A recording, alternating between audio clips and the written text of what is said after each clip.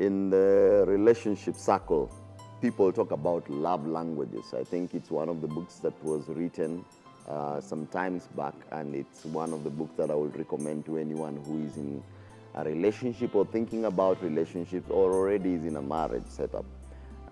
It builds up. But the point is this: people talk about love language. In simplicity, it means that if I don't know your love language, let's say we are in a relationship with someone, and if I don't know the love language of my spouse, for example, then I will be doing things thinking that I am really filling her love tank, that emptiness that needs that love language to be filled up. So if she loves time with me, and probably my interpretation of how I can be able to help my partner become better in this relationship, or to feel that they are appreciated, is that I give money, yet she wants time. I give provision, yet she wants time. What happens is that that relationship becomes frustrated. Why? Because one, love's language has not been discerned first, and then it is not being filled up because discernment is lacking. It's the same thing with God. God has a love language, and it's not the same as what we think. Sometimes we think when I say I love you and I tell God I love you, that means it's one of the love languages of God that he holds in high regard. But you see, when you look at the book of John chapter 14 verse 15, it says, if you love me, you will keep my commandments. And so God is revealing to us that his love language is not what we think about the feelings. It's not what we think in our minds, that I will go and serve God in church, that I will go and preach the gospel to the lost. To some extent, yes, that is what God expects from us, general commands that he has given. But he says something very spectacular. If you love me, the way to prove that you are responding to what I consider as something that shows you love me is you will keep my commandments. Keeping the commandments of God can be broken down into two phases. There is the general counsel that God expects of us. We can derive that from the 10 commandments. You should not serve every other god. You should not lie. You should not covet your neighbor's property. You should love the Lord your God with all your heart, mind, and soul. All this that we know generally are written as principles and precepts that you're supposed to obey.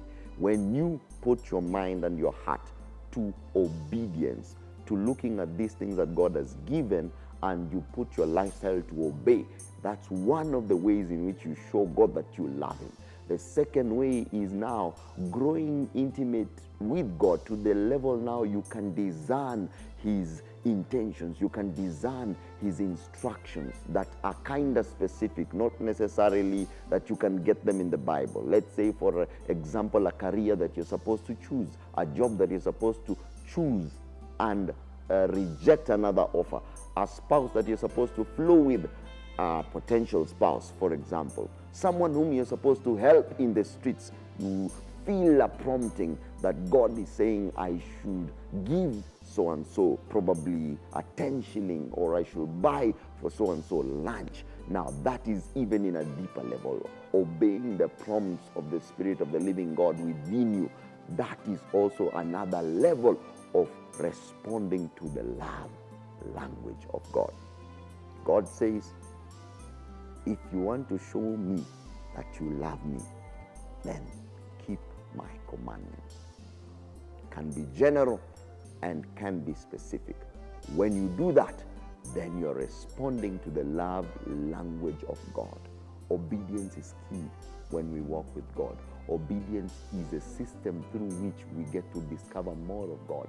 It is the doorway through which God gets to unravel himself. He opens up himself so that you may know him more and more when you're given to obedience. On the other front, if you're given to disobeying, then it looks like God closes himself up.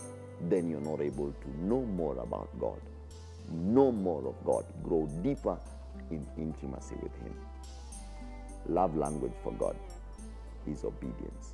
May you write down everything that God has ever told you that you need to do, and then start putting pressure on yourself by God's grace to obey.